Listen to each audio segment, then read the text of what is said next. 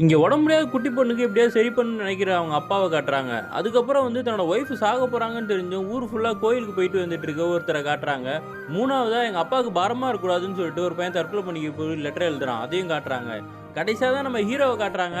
Hero ஒரு பெரிய director. இப்ப அடுத்த படத்துக்காக ஸ்கிரிப்ட் எழுதிக்கிட்டு இருக்கான். அவன் ஒய்ஃபையும் அவங்க குழந்தையும் கண்டுக்காம வேற வேலைக்கும் போகாம டைரக்டர் தான் ஆவன்னு சொல்லி உட்காந்துட்டு இருக்கான். அவன் ஒய்ஃப் சண்டை போட்டு வீட்டை விட்டே போயிடுறாங்க.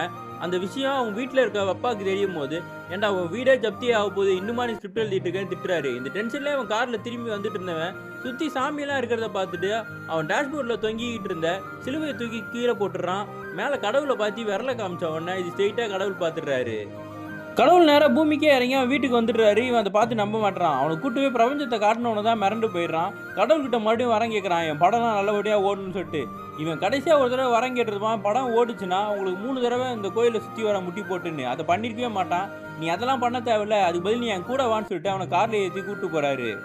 முதல்ல கடவுளோ அந்த பொண்டாட்டிக்கு உடம்பு முடியாத பையனுக்காக லிஃப்ட் கொடுக்குறாரு. அவன் காரில் போயிட்டு இருக்கும்போது உன் ஒய்ஃபுக்கு இந்த சாக்லேட்டை கொடுன்னு சொல்லி ஹீரோ பேக்கெட்லேருந்து சாக்லேட் எடுத்து கொடுக்குறாரு. ரெண்டாவது அந்த உடம்பு முடியாத குட்டி பொண்ணுக்கு கல் கடையில் பாட்டுலாம் பாட வச்சு அவளுக்கும் ஒரு சாக்லேட்டை கொடுத்துட்டு கிளம்பும் போது இவங்களுக்குலாம் நீங்கள் ஹெல்ப் பண்ண மாட்டீங்களான்னு ஹீரோ கேட்குறான். அதுக்கு தான் சாக்லேட் கொடுத்துருக்கேன். இந்த சாக்லேட் சாப்பிட்டாலே அவங்களுக்கு சரியாக போயிடும்னு சொல்லிக்கிட்டு இருக்காரு.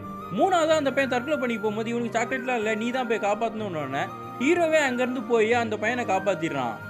இந்த 3 குடும்பமும் சந்தோஷம் ஆனதை பார்த்துட்டு ஹீரோ கண் கலங்கி போய் கடவுள்கிட்ட கேட்குறான். நான் தப்பு பண்ணிட்டேன். என் குழந்தை ரொம்ப நாளாக வாய் பேச முடியாமல் இருக்கா. அதுக்கு நீங்கள் வரம் கொடுங்கன்னும் போது, இது நீ முதல்லே கேட்டிருக்கணும். நீ சுயநலமாக யோசிச்சுட்ட. உனக்கு அது வரம் கிடையாதுன்னு உடனே கடவுளும் மறைஞ்சிட்டாரு. இவன் அழுதுகிட்டே வீட்டுக்கு போனவன் அவன் ஒய்ஃப் கிட்டே கேட்குறான், நீ கடவுள் வந்தால் என்ன வரம் கேட்பேன்னு. அவங்க யோசிக்காம என் பொண்ணுக்கு பேச்சு வரணும்னு தான் சொல்கிறாங்க. இது கேட்ட உடனே அழுதுகிட்டே அவன் குழந்தைய கட்டி பிடிச்சி அழுதுகிட்டு இருக்கான்.